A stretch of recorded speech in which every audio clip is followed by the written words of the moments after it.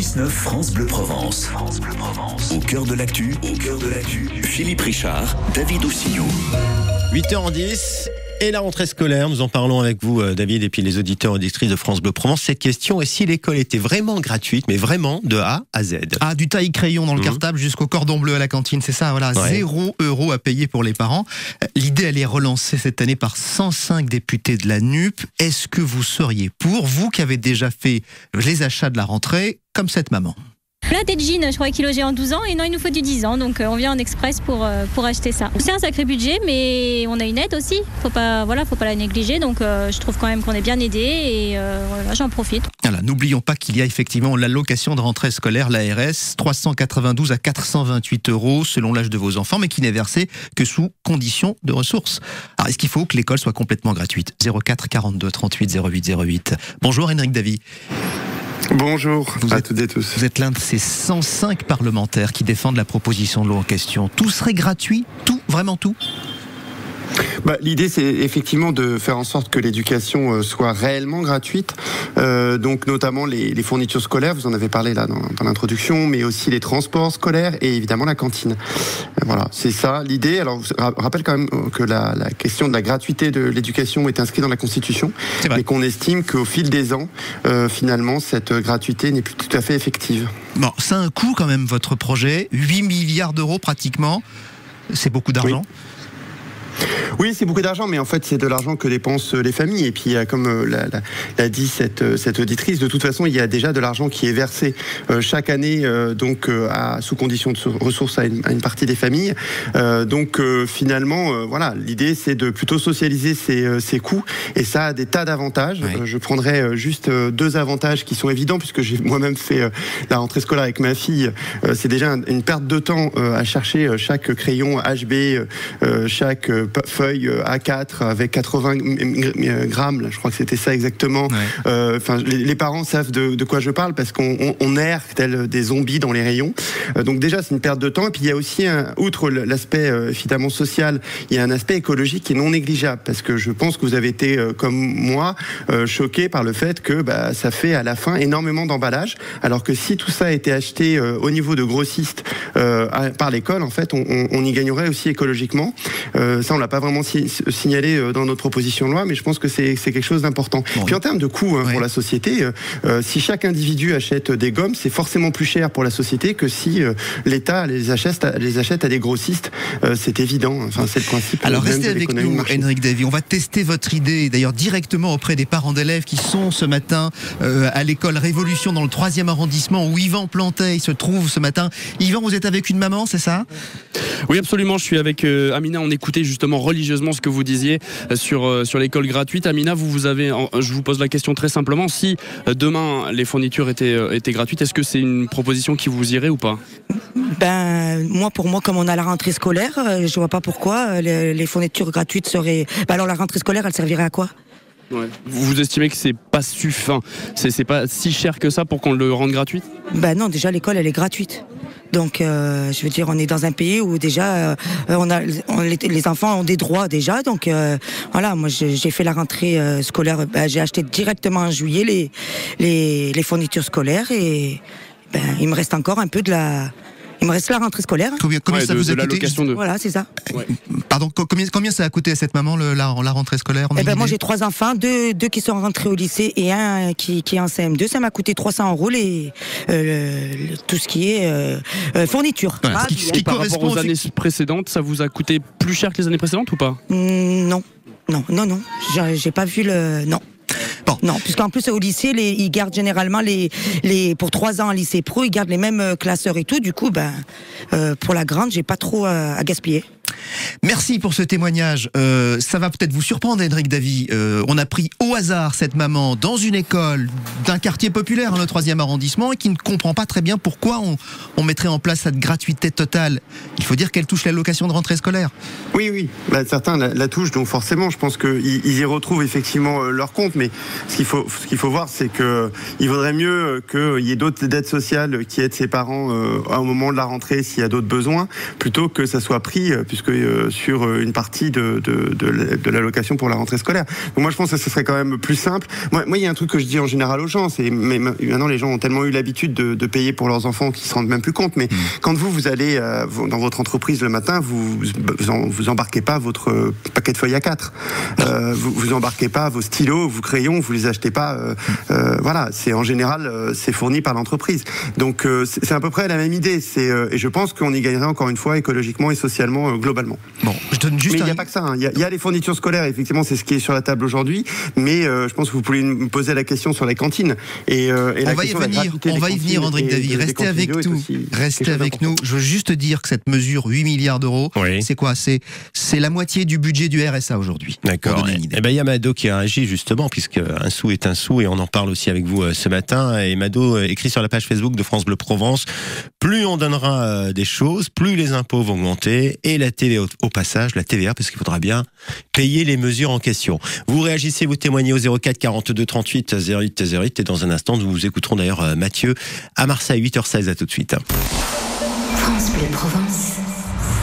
Chaque après-midi sur France Bleu, Bonjour Docteur, votre magazine santé. Géraldine Mayer, Jimmy Mohamed. Bonjour Jimmy Mohamed. Bonjour Géraldine Mayer. Bienvenue chez vous. Merci, on m'a dit que vous aviez les meilleurs auditeurs de France, Géraldine. C'est vrai, et vous répondrez à toutes leurs questions santé. 0810 055 056. Bonjour Docteur, le magazine santé de France Bleu, tous les jours, dès 15h. France Bleu. Le bingo fait sa rentrée au Casino Partouche de Bandol. Mercredi 7 septembre à 14h, tentez de gagner du cash et des crédits de jeu. Dans une ambiance studieuse ou indisciplinée, à vous de voir. Forfait en vente en casino ou sur bingo.partouche.com. Vite, les places sont limitées. Jouer avec excès comporte des risques. Appelez le 09 74 75 13 13. Appel non surtaxé. Ah, c'est quoi sur ton pare-brise ? Ah, c'est la vignette critère que j'ai commandée sur certificat-r.gouv.fr. Avec, je peux rouler et stationner dans la zone à faible émission mobilité de Marseille. Ah bon ? Je pensais que ta voiture était trop ancienne. Seuls les véhicules critères 5 et non classés ne sont plus autorisés. Pour les vignettes 0 à 4, c'est bon. Plus d'informations sur la ZFEM de Marseille sur ampmétropole.fr. Avec la métropole Aix-Marseille-Provence, agissons pour mieux respirer. Le 6-9 France Bleu Provence. France Bleu Provence. Au cœur de l'actu, prenez la parole. 04 42 38 08 08. Vous avez la parole sur cette question que l'on vous pose ce matin. Êtes-vous d'accord pour rendre l'école entièrement gratuite, hein? On l'a dit, vous l'avez dit tout à l'heure, du taille-crayon au cordon bleu, donc en passant évidemment des fournitures par la cantine, sans oublier, pourquoi pas, les transports scolaires. Voilà, tout ça entièrement gratuit, et pour les enfants et les familles. Bonjour Mathieu, vous êtes dans le 14e à Marseille. Oui. Bienvenue sur France Bleu Provence. Qu'est-ce que vous pensez de cette mesure mise en avant par la NUP ? Et le député Andric Davy vous écoute d'ailleurs. Eh ben, ça me fait plaisir. Je pense que cette mesure n'est pas mauvaise pour les fournitures. Les fournitures, on les a toujours fournies. Moi, j'ai bientôt 80 ans, on me fournissait les cahiers à l'époque. On nous faisait même, l'après-midi, on nous faisait même boire des fortifiants parce qu'on n'avait rien à manger, c'était très bien. Mais maintenant, je pense à l'époque qu'on vit, on a quand même, quand on fait des enfants, on a quand même l'argent pour leur payer le manger, au moins ça. Puisqu'on a des téléphones qui valent 1000 €, on a des belles voitures, on est habillé comme les millions alors qu'à l'époque on n'avait rien du tout, on avait tous les mêmes souliers et la blouse grise. Je pense que maintenant les gens qui prennent les enfants, ils peuvent faire manger leur enfant. En gros, Mathieu, qu'est-ce qui vous inquiète dans cette proposition de loi ? Bien rien, je trouve qu'on en donne assez, que le moyen donne assez d'argent. Voilà, que c'est toujours les mêmes qui payent. Je trouve que, voilà, je parle pas des grandes fortunes, le mec qui gagne des sous à tout va, qui sait plus quoi en faire. Mais le moyen me paye sans arrêt, il travaille. Moi, je m'excuse, mais, ma femme et moi, on s'est levés pendant toute notre vie à 5h du matin pour aller travailler et pour élever nos enfants. Alors, ce qui vous inquiète, c'est que les impôts puissent augmenter avec ça, c'est ça ? Exactement. Exactement. On en paye assez. On en paye assez. Et toutes les années, tous les 3 mois, on sort de nouveaux trucs pour encore en payer un peu plus, pour donner. Mais un jour, on va arriver, on donne, un jour, on va arriver qu'on ne pourra plus rien donner. Ouais. Alors, c'est bien beau d'essayer de s'attirer les électeurs vers soi. Là, je parle pour le député. C'est facile de dire n'importe quoi. Moi, si je suis à la place du député demain, mais j'invente n'importe quoi, je vais tout donner gratuit. Alors, attendez, vous voulez bien que ce député dont vous parlez vous réponde? C'est ça le bien qui est bien le matin, c'est qu'on peut se parler. Henrik Davy, qu'est-ce que vous répondez à Mathieu? Non mais l'argent qu'on paye à un moment donné, que ça soit sous forme d'impôt ou qu'on le paye parce qu'on paye la cantine, on le paye. Donc c'est un faux débat. La question c'est de s'assurer que tous les enfants puissent bien manger. Et vous le dites effectivement que les parents, s'ils font des enfants, ils peuvent bien leur acheter à manger, sauf que c'est pas le cas pour certains enfants et il y a toujours des problèmes avec les cantines. Donc l'idée c'est que à un moment donné, ça soit pris en charge socialement par la collectivité. Alors évidemment, vous allez payer en impôts. Mais moi je vous prends juste les fournitures scolaires. Moi, cette année, j'ai payé 76 €. Si mes impôts augmentaient, imaginons par an, 200 € pour que les fournitures scolaires soient gratuites. Je paierais un petit peu plus, mais du coup, j'aurais pas besoin d'aller au marché. Mais comme moi, j'ai les moyens, ça me dérangerait pas de payer 30 € de plus. Et par contre, des parents qui n'ont pas forcément les moyens, se retrouveraient finalement avec des fournitures scolaires gratuites et verraient pas leurs impôts augmenter. Donc tout ça est à réfléchir aussi avec une redistribution des richesses qui nécessite qu'on revoie l'impôt. Évidemment, nous, on proposait 14 tranches pour éviter que ça soit, et monsieur a raison, la classe moyenne qui paye et les très riches qui payent pas et les très pauvres qui ne payent pas non plus. Donc du coup il faut revoir effectivement l'imposition. Mais le fait que ça soit, moi ce que je comprends pas très bien dans le raisonnement des gens en général sur l'impôt, c'est que ils doivent le payer à la cantine. Donc qu'ils le payent au niveau de la cantine ou qu'ils le payent sous forme d'impôt avant, ça revient au même, c'est payé. Mais et ceux souvent, qui n'ont pas d'enfants vous diront qu'ils ne vont pas acheter des fournitures scolaires. Mais comme Mathieu qui n'a plus d'enfants, qui plus de quand il a payé. Et oui, voilà. Bon, merci Mathieu en tout cas pour cette réaction à vous. Je pense qu'Yvan Plateil, qui est à l'école Révolution dans le 3e, est avec une autre maman. Salut. Yvan ? Oui, absolument. Je suis avec Rim qui vient juste de laisser sa petite fille partir en CE2. Bonjour Rim. Oui, bonjour. Bonjour. Vous me disiez que tout à l'heure vous ne pouvez pas bénéficier de l'allocation de rentrée scolaire. On parlait justement à l'instant sur France Bleu Provence du coût des fournitures. Comment vous vous débrouillez pour pas que ça soit un gros poids dans votre budget? La vérité, on a trouvé le soutien de certaines associations et aussi on a trouvé le soutien de l'association qui s'appelle ARSA et aussi tant que je fais la bénévole au Secours Populaire, on a trouvé aussi le soutien de la Fédération du Secours Populaire qui nous a aidé à se débrouiller pour les fournitures scolaires. C'est-à-dire que là, vous me disiez, vous avez 3 enfants. Sur les 3 enfants, au total des fournitures scolaires, ça vous a coûté combien et combien vous avez pu récupérer d'aide? La vérité, pour nous, on a acheté les cartables et les vêtements. Pour les autres fournitures, c'est pour on a les associations qui nous a donné, la vérité. D'accord, ça vous a coûté quoi, 100, 150 200, 250, comme ça, 250. Et vous l'entendez, hein, c'est des budgets qui sont serrés et qui parfois, du coup, pour certains parents, doivent avoir recours à des associations pour réussir à pas avoir comme poids ce budget de rentrée scolaire. Merci Yvan Plantail pour ce témoignage d'une maman à l'école Révolution dans le 3e arrondissement, l'une de ces écoles à Marseille qui fait sa rentrée ce matin. On va retrouver Christophe Merlino qui lui est la voix de beaucoup de parents. Il est le président de la FCPE des Bouches-du-Rhône. Bonjour Christophe Merlino. Bonjour. Est-ce que cette idée du tout gratuit de l'école gratuite entièrement à 100%, est-ce que c'est une idée qui fait son chemin également chez les parents d'élèves? Bien évidemment. On a fait signer déjà des pétitions l'année dernière, à la rentrée dernière, sur la gratuité de l'école et en fait des transports, parce que il y a tous les frais qui sont liés à l'école et le périscolaire. Et nous, on n'a pas trouvé de parents qui refusaient de signer la pétition, hein, je vous rassure. Donc, il faut savoir aussi, quand vous parliez d'allocation de rentrée scolaire, je crois que ce qui est proposé dans le projet de loi, c'est que l'allocation de rentrée scolaire puisse aussi servir à certaines familles d'inscrire leurs gamins au sport. Je suis vice-président du club d'athlétisme de Vitrolles. Je ne vous dis pas aussi le prix des licences, puisqu'il y a de moins en moins de subventions qui sont données. Les prix des licences, que ce soit pour la gym ou d'autres sports, explosent. Et les familles ne peuvent pas inscrire leurs enfants à l'école, donc au sport, pardon. Donc l'argent pourrait être utilisé différemment pour qu'on puisse développer justement le sport. Et c'est une idée pour l'instant. Pourquoi, à votre avis, ça ne va pas plus loin? Je ne pense pas que la proposition de loi de la NUPES de la gratuité totale soit soutenue par la majorité aujourd'hui. Oui, bon, après, il faut savoir qu'il y a des propositions qui avaient été faites par le gouvernement, notamment la cantine à 1 euro, mais c'est quelque chose qui ne marche pas. Il y a 4000 communes qui étaient éligibles à cette proposition, et il n'y en a que 240 qui ont saisi l'opportunité. Donc je crois que ça a le mérite déjà de mettre le débat de la gratuité sur la table, et je pense qu'il y a plusieurs personnes qui peuvent témoigner. Il est fréquent quand même d'amener des ramettes de papier.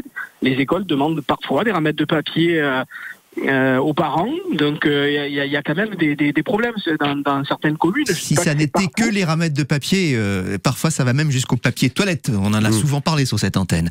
Restez avec nous, le débat est passionnant et on va le continuer. Dans un instant, avec Annick à Martigues. Je vous redonne cette information importante. L'accident toujours en cours sur la 507, c'est la L2, c'est en direction d'Aubagne, c'est au niveau de la sortie avant d'arriver sur la 50. Du coup, ça engendre 3 bons kilomètres de bouchons. Et cet accident, on a des précisions, c'est un 2 roues et un poids lourd. Voilà, accidenté dans ce secteur. Vous partagez vos inforoutes en direct sur France Bleu Provence. L'infotrafic 100% local avec les garages Sud Auto-Sauvi à Aix et Aubagne, spécialistes de l'utilitaire Renault Truck. Rendez-vous sur escudier-sas.fr. Avec Minéa qui vous accueille au 04 42 38 08 08. Le 6-9 France Bleu Provence. Au cœur de l'actu, Philippe Richard, David Oussillou. C'est au cœur de l'actu et on vous pose la question ce matin. Seriez-vous d'accord pour une école 100% gratuite de A à Z, en passant, on l'a dit aussi, par la cantine? Bonjour Annick. Bonjour. À Martigues, qu'est-ce que vous pensez de cette idée de la NUP? Moi, je pense que ce serait tout à fait positif, puisque on entend sans arrêt à juste mesure qu'il y a de plus en plus de familles qui sont complètement démunies. Toutes les associations sont débordées par les demandes de ces familles et de plus en plus de retraités. Donc pourquoi pas, Et comme je le disais à la personne précédemment, moi j'ai connu une période, j'ai pas 100 ans, mais j'ai connu une période où c'était soit le département, soit les ministères, j'étais jeune à cette époque-là, qui s'occupaient de faire certainement des appels d'offres, mais lorsque les enfants rentraient à l'école, les maîtresses distribuaient les cahiers, toutes les fournitures scolaires, les familles n'avaient pas à faire ces achats. Et aujourd'hui, encore plus que d'habitude, chacun y retrouve son compte, et les grandes surfaces, tout ça, et les familles les plus démunies, et même les familles moyennes, parce que ce sont surtout elles qui payent le plus d'impôts et tout le reste, se trouvent pris à la gorge au moment de la rentrée des classes. Et Henrik Davy, ce que dit Annick est exact. Il y a eu une époque où l'école fournissait les fournitures. Oui, bien sûr, évidemment. Mais en plus, je pense que par rapport à l'impôt, parce que c'est toujours le même problème, c'est qui va payer. Mais par rapport à l'impôt, moi je trouve qu'il y a quelque chose qu'il faut redire. C'est-à-dire que si les classes moyennes payent des impôts, mais qu'on ne bénéficie jamais finalement, par exemple, de l'allocation de rentrée scolaire ou d'autres aides sociales, il y a aussi un problème. Donc moi je pense que si tout le monde paye bien l'impôt et qu'à la fin c'est gratuit pour tout le monde, et que l'impôt est bien pensé, en fait c'est là où c'est le plus juste. Parce que sinon il y a toujours effectivement une partie de la population qui se dit moi de toute façon je la touche pas l'aide de rentrée scolaire. Donc voilà, ça c'est un premier élément. Et deuxième élément par rapport à ce que dit madame, c'est que évidemment il y en a qui se frottent les mains et qui font de beaux profits sur cette question. Donc en plus d'être non écologique, c'est pas très... Qui se frotte les mains? Évidemment tous ceux qui sont producteurs de fournitures scolaires, parce que vendre à des millions de parents, c'est un public du coup qui est de consommateurs qui est captif. Ils sont obligés d'acheter et ils peuvent quand même faire des prix qui sont pas forcément des prix intéressants, alors que s'ils avaient l'État ou les ministères, comme le dit madame, qui achètent en fait les fournitures en gros, le rapport de force n'est pas du tout le même vis-à-vis des grossistes. C'est ce que j'ai dit tout à l'heure. Donc en fait, on pourrait avoir globalement pour la société un coût qui serait moins élevé. Et ça, c'est quand même non négligeable. Est-ce qu'on peut pas craindre aussi un coût pour l'emploi dans ces cas-là, pour ces entreprises qui fabriquent ces fournitures scolaires? C'est un vrai marché, le scolaire, effectivement. Oui, c'est un vrai marché, mais un coût pour l'emploi, c'est surtout un coût pour les actionnaires, à mon avis, parce que il y a matière à diminuer. Je vous rappelle quand même les bénéfices d'Auchan, etc. Non, d'abord, ils peuvent rogner sur leur profit. C'est toujours le même problème. C'est un autre point dans l'actualité. C'est qu'on lance une pétition d'une taxe pour les super profits parce que quand même, ça devient indécent en temps de crise d'avoir Total qui fait autant de bénéfices. Non, on parle pas de Total, là. On parle de fabricants de cahiers. Auchan, pour la peine, on pourrait regarder dans le détail les bénéfices et les reversements aux actionnaires d'Auchan. Je peux vous dire que c'est pas une petite affaire. Philippe, si on lance le débat sur les super profits,